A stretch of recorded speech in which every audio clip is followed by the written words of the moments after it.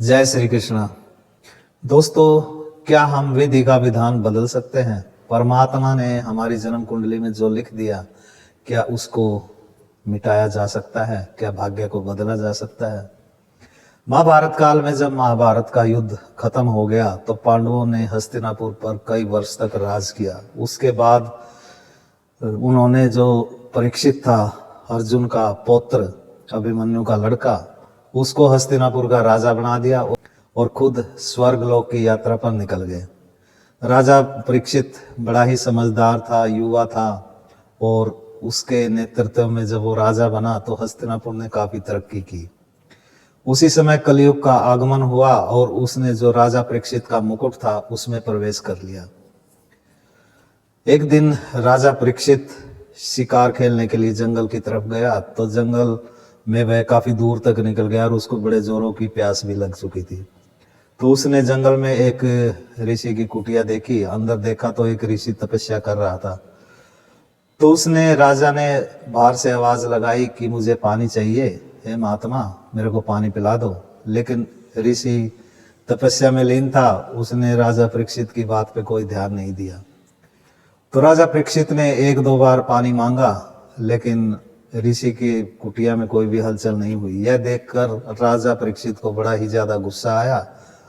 तो उसके अंदर थोड़ा सा अहंकार भी आ गया कि मैं राजा हूं और ये जो ऋषि है ये सुन ही नहीं रहा। तो उसने क्रोधवश, पास में ही ना एक मरा हुआ सांप पड़ा था, तो उसने सांप उठाया और उस ऋषि के गले में डाल दिया। लेकिन ऋषि फिर भी अपने स्थान से नहीं हिला। उसके बाद जब थोड़ी देर बाद उस ऋषि का लड़का आया और उसने देखा कि उसके पिताजी तो तपस्या में लीन है और उनके गले में एक मरा हुआ सांप डला हुआ है, तो उस ऋषि के पुत्र को समझते देर नहीं लगी कि हो ना हो ये जो राजा खड़ा है पास में, इसने ही यह सब किया है। तो ऋषि पुत्र ने गंगा जल हाथ में उठाया और राजा को श्राप दे दिया।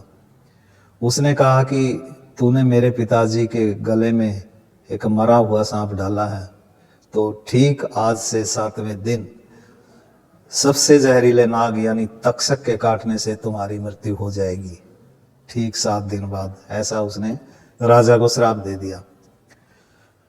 अब जब उस ऋषि पुत्र ने राजा को श्राप दिया तो राजा को बड़ा अफसोस हुआ और उसने जैसे ही अपना मुकुट उतारा तो कलयुग का असर थोड़ा सा खत्म हुआ। तो राजा को अकल आई कि ये तूने क्या कर दिया, इतना बड़ा ऋषि का अपमान किया जिसकी वजह से श्राप का शिकार होना पड़ा। तो भाग्य ने तो अपना खेल रच दिया था। अब राजा परीक्षित ने सोचा कि जब मरना ही लिखा है तो क्यों ना एक कोशिश की जाए अपने भाग्य में लिखी हुई मृत्यु को टालने की। राजा ने राजमहल में वापस आकर सबसे पहला काम तो यही किया कि उसने महल के चारों तरफ आग की रेखाएं बिछवा दी, पानी की नाले बनवा दिए और किसी को भी राजमहल में अंदर आने की इजाजत नहीं दी गई। तो बिल्कुल पूरी तरह से राजमहल को पैक कर दिया गया कि ना कोई अंदर से बाहर जा सके और ना ही कोई बाहर से अंदर आ सके। पहला दिन बीत गया, दूसरा दिन भी ऐसे ही बीत गया और तीसरे दिन भी कोई ज्यादा हलचल नहीं हुई। तो चौथे दिन राजा ने सोचा कि कुछ नहीं, वह ऋषि पुत्र कुछ नहीं था उसके श्राप में, तो ऐसा कुछ भी नहीं होगा। तो हल्की फुल्की ढील दी गई। 5वें दिन भी कुछ नहीं हुआ, चौथे, 5वें, 6ठे दिन कुछ भी नहीं हुआ। अब 7वें दिन राजा को हल्की सी टेंशन हुई क्योंकि 7वें दिन ही तक्षक नाग के काटने से उसकी मृत्यु होनी थी, ऐसा श्राप मिला था। तो 7वें दिन तो बिल्कुल ही राजा ने अपने आप को महल के अंदर कैद कर लिया। हर तरफ, चारों तरफ बिल्कुल टोटली जितने सैनिक थे सारे के सारे डाल दिए गए। अब एक भूखा नंगा एक ब्राह्मण महल में प्रवेश करता है। पहरेदार उसको रोक देते हैं। पहरेदार कहते हैं कि राजा को आज कोई भी नहीं मिल सकता। वो कहता है कि नहीं। पहरेदार उसको रोकते हैं उस ब्राह्मण को। तो ब्राह्मण कहता है कि ठीक है, मुझे ना मिलने दिया जाए, लेकिन ये जो फल लेके आया हूं मैं, अमरूद का फल, ये तो मेरी बगीचे के हैं, ये तो आप राजा को जाकर दे दो। तो पहरेदारों ने फल फ्रूट की अच्छी तरह से जांच पड़ताल की और वे फल जो है राजा तक पहुंचा दिए गए।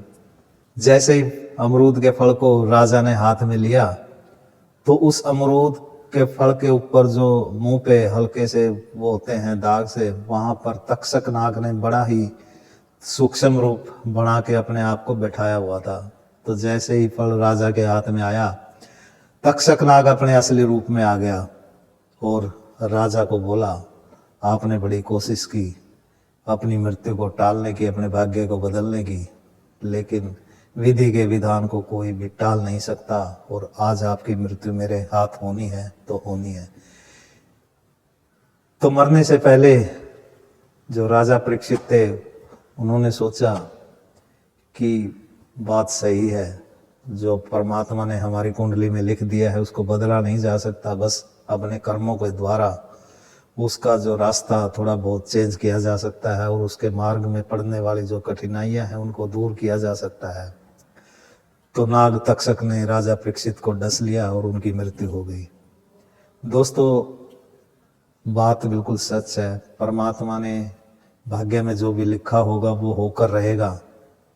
सिर्फ कर्मों द्वारा हम अच्छे या बुरे जो कर्म करते हैं उनके द्वारा अपने भाग्य का हम निर्माण करते हैं, लेकिन उसको बदलना हमारे बस की बात नहीं है। अगर हम अच्छे कर्म करेंगे तो हमारा अच्छा भाग्य लिखा जाएगा और अगर हमारे बुरे काम होंगे तो हमारा